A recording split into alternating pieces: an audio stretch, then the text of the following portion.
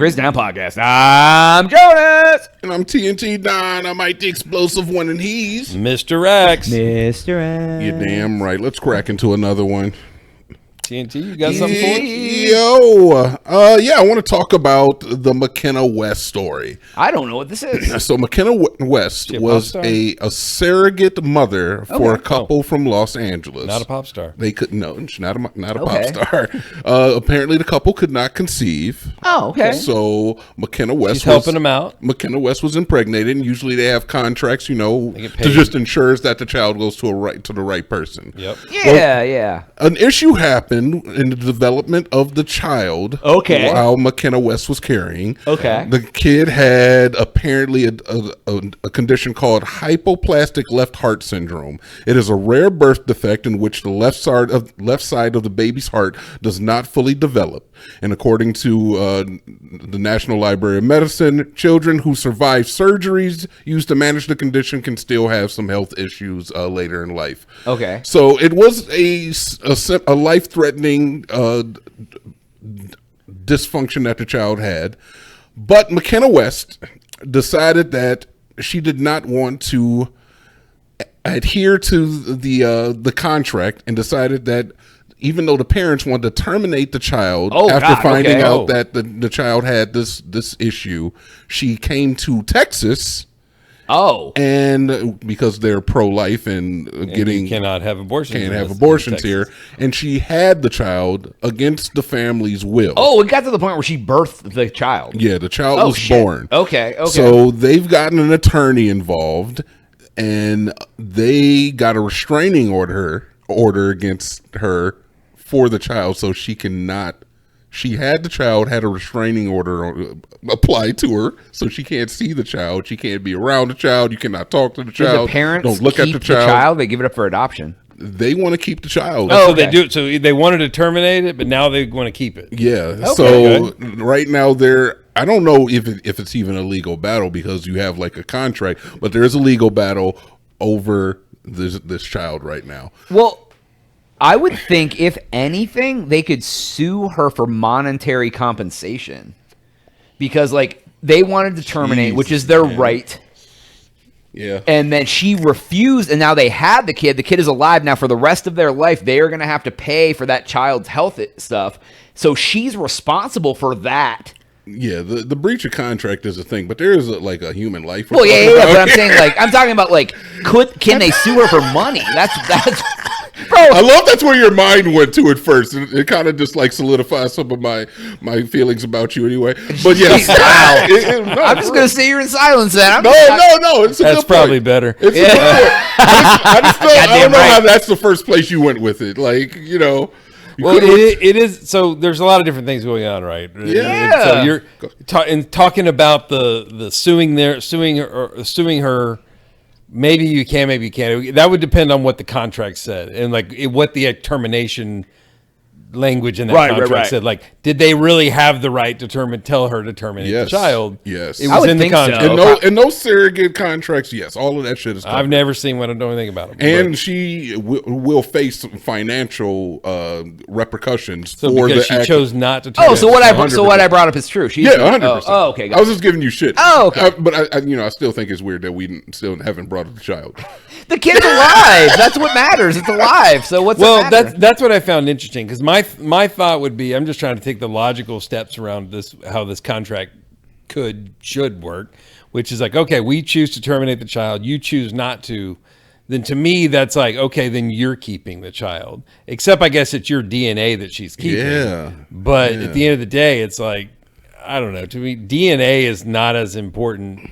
If you birthed a child, it's going to feel like your kid, whether it's your DNA or not. But you signed up for it. Yeah. I know. But I'm trying to think rather than suing her for monetary damages, but because they chose to keep the child and they're suing to keep her away from the child, which I think they should have the right to. And I'm assuming the surrogate contract allows them that too. Yeah, I'm sure. Mm-hmm. And so I don't know. Well, it's easy to say that you want to terminate it when you don't have to face the child. When the child is born and you see it, you're not I don't want this kid anymore. It's their kid. Yeah, because to me, I'm if you're the quote parents, not the surrogate, that it's like you have no tie to that child until they hand it to you. Like you didn't raise it, you didn't birth it, you didn't carry it, you're basically adopting a child. If you never adopted that child, you would have no ties to it. I don't know if we can really even say that. It's so weird to me because like if you can't have a child of your own and this is your only option, then I don't know how you can there is a level of disassociation because there's a physical level, obviously. Right. But the emotional connection that you would have is not going to change if this is your only way of doing it. Mm-hmm. Well, I think it's still and I don't mean you're not emotionally attached to the child. It's just you don't have that. Like walking through a pregnancy is a thing, even for the dad. I mean, it's still a thing.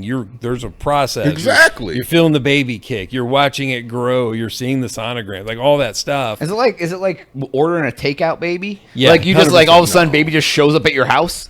No. So look, you know what? Honestly, I'm going to give you guys some information here. When they have these surrogate contracts, because I've watched documentaries on this actually in the past.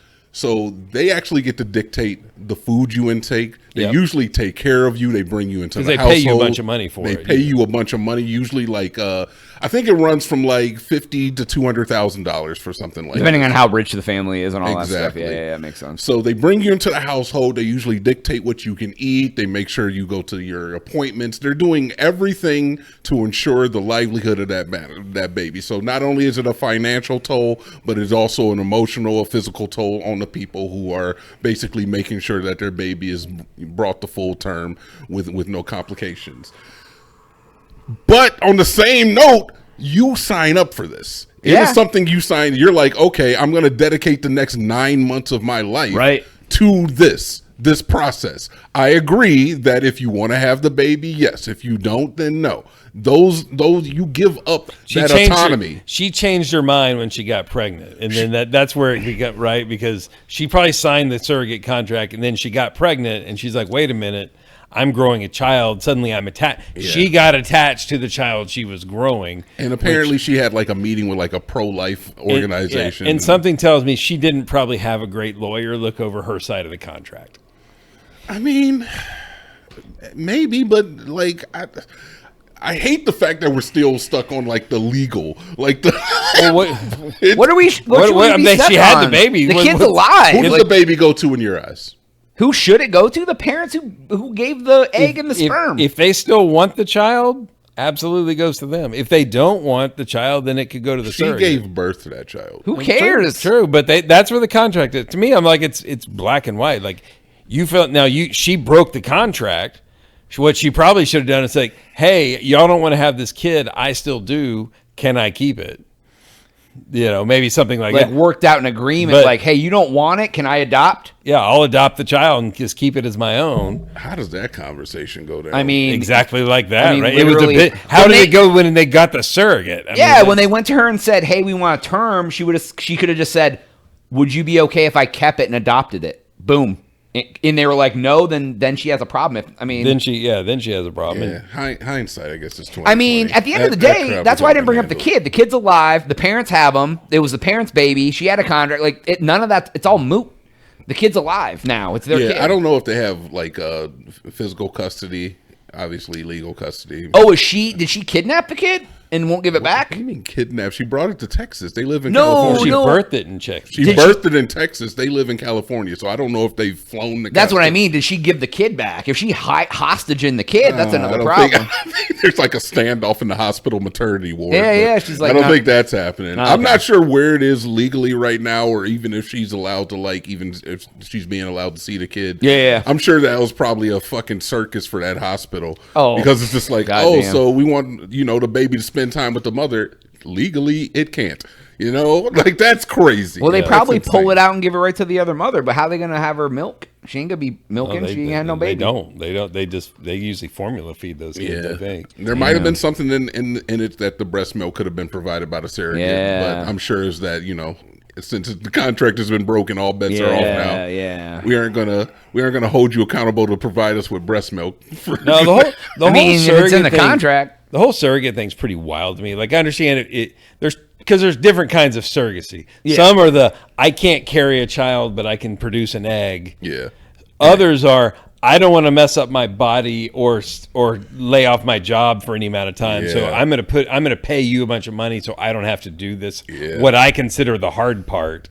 Like, which to me is a different kind of energy. I'm like, all right, you just want, so why do you want to have a kid? It's like, oh, Well, that kid's just going to be brought up by a nanny anyway. exactly. Those people are probably going to have a nanny. And it's like, why do you want to be a parent? Well, Carry on their legacy. If you're in the Yes. professional field and like you're the breadwinner of your family, or you can't take that amount of time off of work and still maintain your lifestyle, it is an option. Yeah, I know, but it's just an interesting thing to do, right? It's like, I'm going to put a surrogate in you, yeah, because of my job. You think it's selfish?